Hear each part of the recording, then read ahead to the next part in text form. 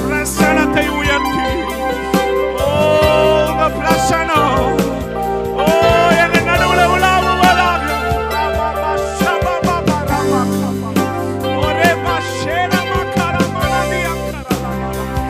உங்க கிருபை எங்க நடுவுல உலாவட்டும்.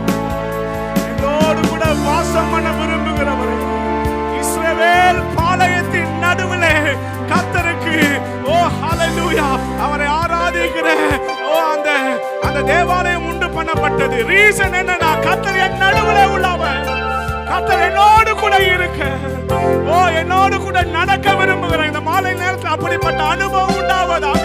கர்த்தர்